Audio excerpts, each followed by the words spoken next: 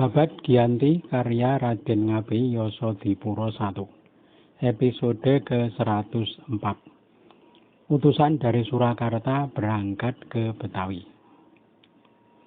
Gubernur Hohendorp yang berada di Yogyakarta mengirim utusan kepada Raja Surakarta, menanyakan perihal utusan yang akan ke Betawi untuk memberi ucapan selamat atas pengangkatan Gubernur Jenderal yang baru. Sang Raja setuju mengutus patih disertai oleh-oleh untuk menghormati Gubernur Jenderal yang baru, seperti adat yang sudah berlaku sejak dulu. Gubernur ketika 2 minggu di Mataram mendapat laporan dari Petor Rembang bahwa negeri Tuban sudah takluk kepada Pangeran Arya Prabu Joko. Hanya sebulan Gubernur berada di Mataram, lalu menunjuk punggawa yang akan ditinggal dan yang akan dibawa pulang. Sang Panglima Adipati Pekalongan dan Bupati Bapang yang akan dibawa pulang. Adapun yang ditinggal para bupati dari Demak, Kaliwungu, Kendal, dan Kudus. Yang akan pulang ke wilayah sendiri para bupati dari Jepara, Pati, dan Lasem. Komandan Kumbeni yang ditinggal Mayor Kop dan Mayor Sakeber. Sebagai Panglima Besar pasukan yang ditinggal di Mataram adalah Pangeran Buminoto. Tut Lemonde akan pulang bersama gubernur melalui Kedu. Di Ambarawa mereka akan berpisah. Sesampai di Semarang, Bupati Lasem Ki Sumonagoro diangkat sebagai Adipati Semarang. Dan sesuai perintah Raja Pakubuwana III, diberi nama Adipati Suro Dimenggolo. Di Lasem kedudukannya diganti seorang juru bahasa bernama Ki Bastam dan diberi gelar Ngabei Kartoboso. Tut Lemonde sesampai di Surakarta bertemu dengan sang raja, lalu melaporkan jalannya perang dari awal sampai akhir. Dia juga menyampaikan pesan gubernur perihal utusan sang raja yang akan ke Betawi. Siapakah yang akan berangkat di antara dua patih, Sindurejo atau Pringgoloyo? Sang raja berkata, Sindurejo sudah pernah ke Betawi. Yang akan berangkat besok adalah Pringgoloyo. Pringgoloyo yang ditunjuk menjadi utusan dengan didampingi beberapa kerabat. Pangeran Pakuningrat, Pringgodiningrat, dan Tumenggung Banyumas yang pada tanggal 10 bulan depan Jumadil Akhir harus sudah bersiap. Obruk pamit keluar dan segera berkirim surat ke Semarang. Setelah sampai pada harinya, tanggal 10 Jumadil Akhir, berangkat dari Surakarta sang Adipati Pringgoloyo, Pangeran Pakuningrat, dan Raden Pringgodiningrat. Adapun Tumenggung Yudonegoro dari Banyumas akan bergabung di Pelabuhan Tegal. Adipati Pringgoloyo dan rombongan akan berangkat dari negeri Surakarta tidak pada siang hari, karena ada kekhawatiran bertemu barisan Jayadirjo di Kapanasan.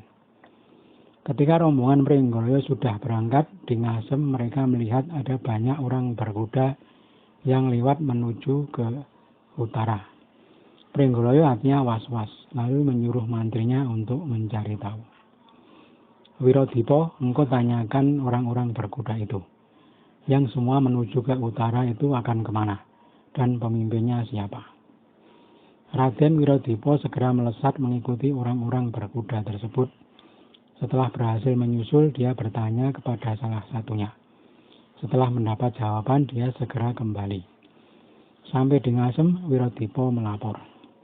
Orang banyak yang berkuda tadi Ki Tumenggung Surowijoyo dan pasukannya.